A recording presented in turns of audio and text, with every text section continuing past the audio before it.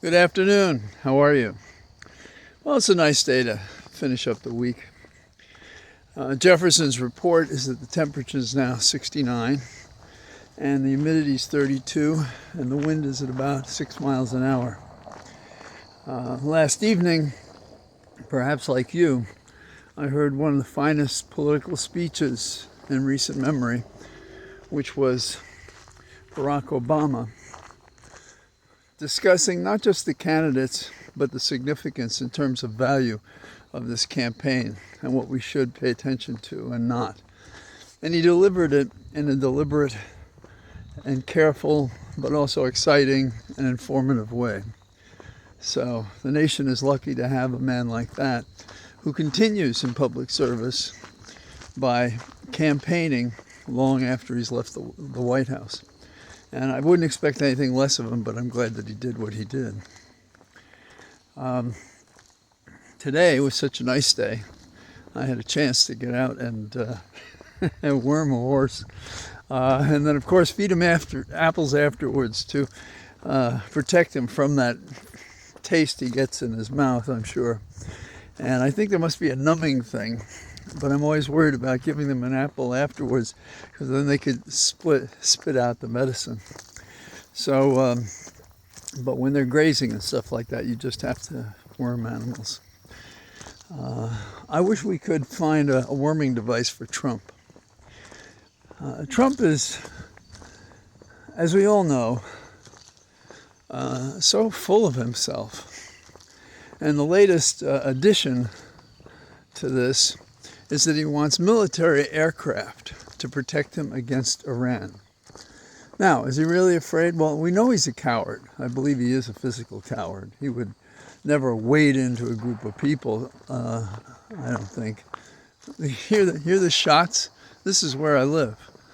Now, I will bet you that the person is shooting, if they're target shooting, they don't have a berm. And I don't know what they could be shooting relentlessly like that unless they're just trying to shoot at a target. And I doubt they have any idea how long the weapon they're using will carry a bullet to someplace else. In the Northeast, this has been a problem. As people have moved there are more and more accidents of people shooting too close to other people. So intelligence and stupid ideology gets in the way of safe practices. Having been a fair amount of my time in law enforcement, I've dealt with weapons and safety and so forth. I've never owned a gun myself, but I've shot on a range and had some experience with an AK-47. I haven't shot an AR-15. Similar experience, though. So anyhow, that's a distraction. It's appropriate in a way because I was about talking the perceived violence that Trump is concerned about, having been the author of what promotes violence against him, though he probably hoped to promote violence against others. As per January 6th, don't call me out for being frivolous in my charges when we have evidence like that and we have those incidents along the way and we have people who have realized real threats, including Judge Chutkan in D.C., who has his interference with the election prosecution. So, and in a similar category of trying to affect the election, Trump, by being in the news, saying anything ridiculous that comes to his mind. But his minions are in courthouses trying to stop overseas voting. And his campaign style, it appears increasingly, is to subtract votes to win by a narrow margin or to lose by a narrow margin so he can argue that it was stolen when he loses. Or, if lightning strikes, if he should win. It's a hell of a way to choose the leader of a government that proclaims itself as the leader of the free world. A country that guarantees a franchise to everyone and is billing our nation as a place where No man or woman is above the law, equal justice for all. When we know from a young age that's not this country, but what's salved our upsetness has been the efforts to redress our original sin about slavery, about difference, about equality. And what we have is we have a blending of leadership and people. Now, we don't have a pure democracy because it would be unwieldy with X million people voting each time with a straka, which I think is what they called what they voted on in Greece, pieces of pottery, I think. And we can't have a pure dictatorship or oligarchy. So we need a blend of the two, of representative government and leaders, but checked by the people. But when you take in hand ways to avoid that participation of the people with a vote, when you limit that, whether they're abroad or they're here, or you make requirements, or you draw lines in funny ways, we're not getting representative government. And so that's another part of the fight that we're dealing with. So anyhow, Trump's corrupt minions want to stop overseas voting as it is now, and they have a whole list of reasons. And what we can be encouraged about is that in Michigan and North Carolina and Georgia, where these efforts are being made, they're being rebuffed. To what extent they're affecting the perception of voters, I cannot say. I haven't seen a poll about it, but I can imagine that at least the campaigns are doing polling about that. The reason, among others, I could see Trump being concerned about offshore voting is the servicemen and women.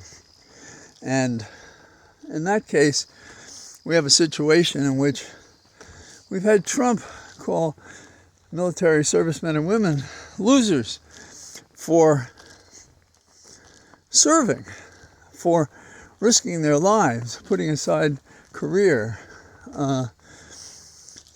and learning in the bargain so that they can be members of society on the civil side when they finish their tour of duty.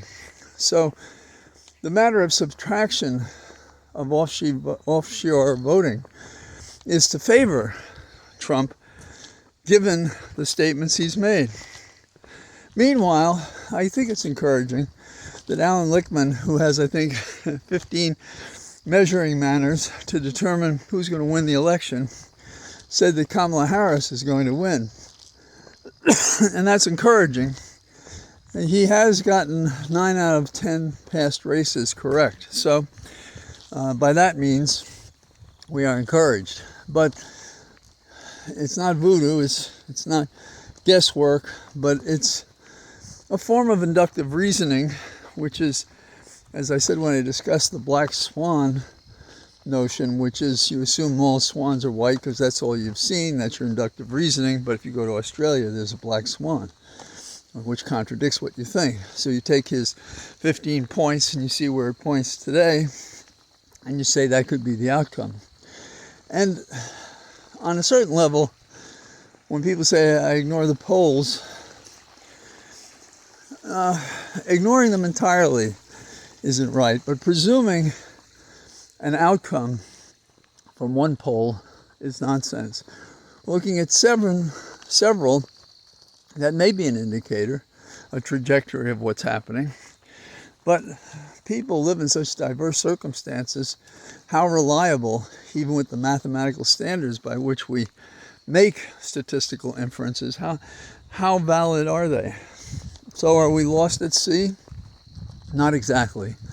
It's not imaginary what we've seen in an objective sense, the performance of both Kamala and Tim, and in contrast, the miserable performance of that worthless human being, convicted felon, Trump. So we see these things going on.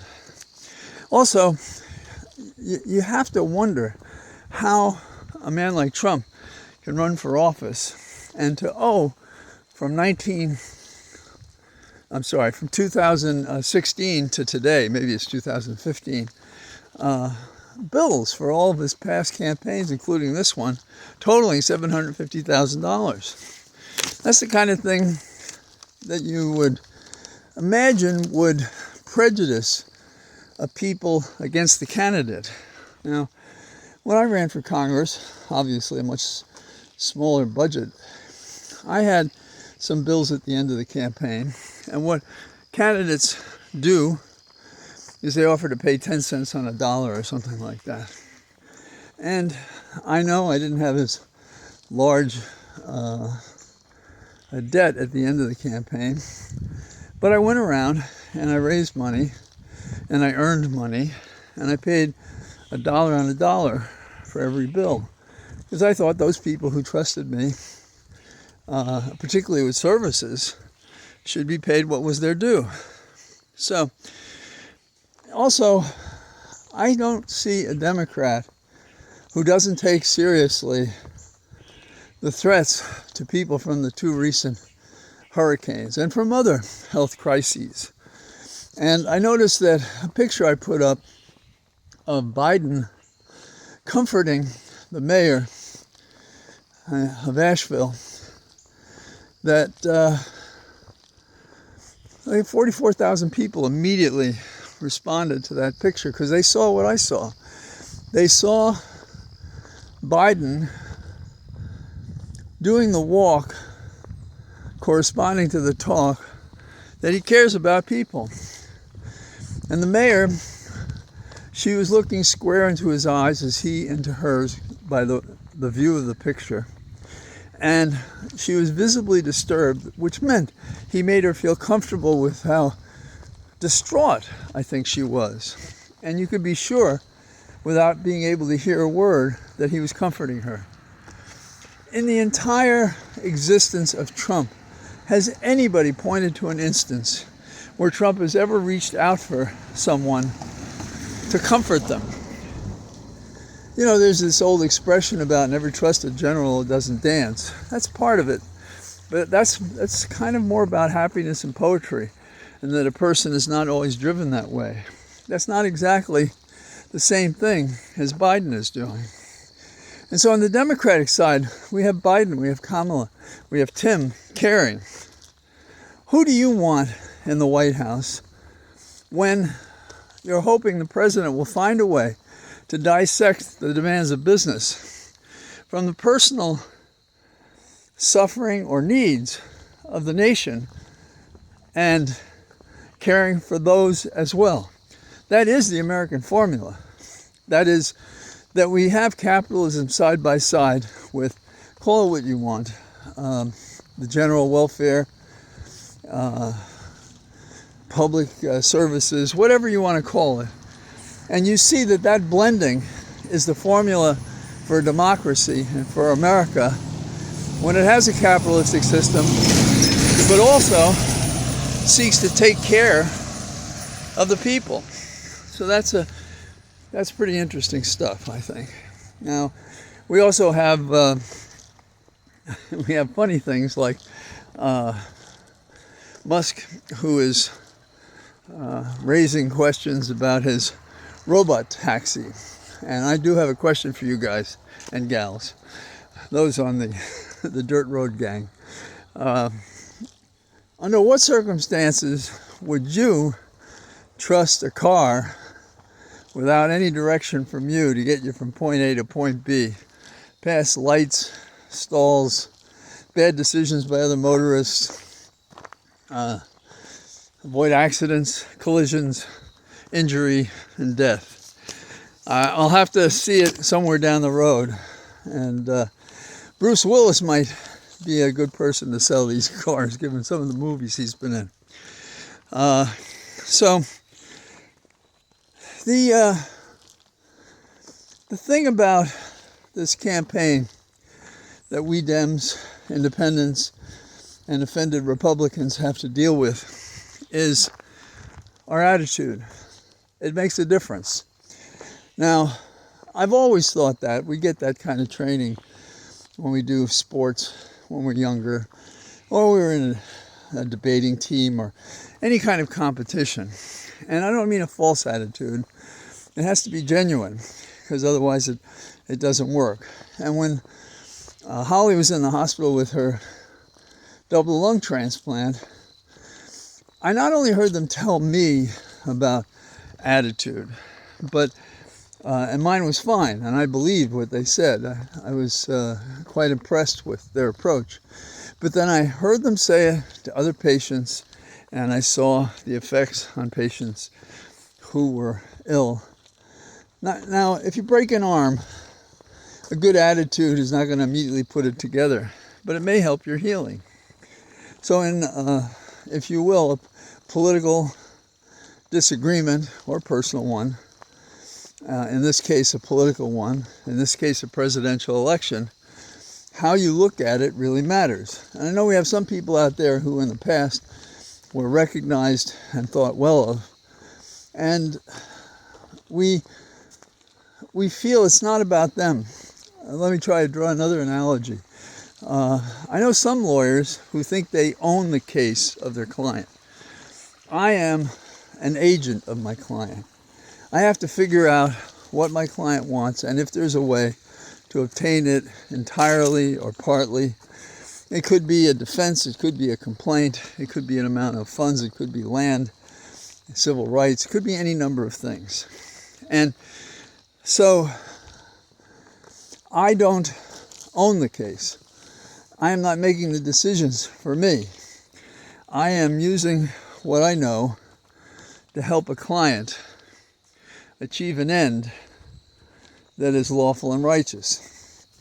And I could go through how that's true in criminal and civil law, but that'd be a more complicated thing. There are lawyers, though, that get upset and can't act because they're depressed by a ruling by a judge that is wrong. Well, you don't have time to be depressed about that. You have to help the client understand what's happened, and you have to find a way to deal with it. And it's the client, the person that you're representing, who suffers bad decisions by judges or attorneys or any number of things. So what does this have to do with what you and I should be doing between now and November the 5th? Let me try another analogy. You ride horses. They have their own mind. The horse that I was with today, giving him medicine to worm, and then the happiness of the apple afterwards, although he was very accommodating. He knows me, he's comfortable with me, likewise. And he got a bigger head than I have. So I watch him, not wanting him to bat into it by accident. So what you have is, you have an attitude, and horses feel that when you're on them or standing near them. So what do? We have to keep a positive attitude. When Tim said, when we die, we can sleep. That's an exaggeration, obviously, but it is an attitude. When we fight, we win. It's an attitude. It's real. It matters. We've had a succession of these meetings in which powerful demonstrations of content and care and projecting us into a future that's a political adventure that is worthy of the best of America's history. So when you ride horses, there's an expression, if you're looking down, then you'll go to ground. Another one is, if you come to a jump, you throw your heart over the jump, and you and the horse will follow. All attitude. So our attitude has to be that we don't have time for naysayers. It doesn't mean we shouldn't ignore reality, and we have to deal with things. We know that there are several electoral college states that really matter and could actually distort the popular vote, and we have to be there. And we know what those states are. and we have to write cards and give money, and our candidates have to be there and answering the questions, dealing with the lies, all attitude. So the time grows short, and so our endurance takes us to November the 5th. And in that period, we can still call people, write cards, contribute a small amount of money to add to the $1 billion that you and others have contributed to a campaign that's amassed these funds so it can fight the lies. And by this means, the combination of doing something and of having the right attitude and paying attention to the reality that is this difficult and close competition, we will win. If we do everything, we will win. I have to believe there are more of us, meaning thoughtful, caring people who believe more in a republic and a democracy than an arbitrary dictatorship to compensate those vacuous beings that don't care a thing about anyone else, just like Trump doesn't care about anyone else but himself, including those who are trusting him. So that's a couple of my thoughts. And I hope you're doing well. And I look forward to getting out again tomorrow and talking to you. So I say goodbye to you from my cathedral of trees. All the best. Bye-bye.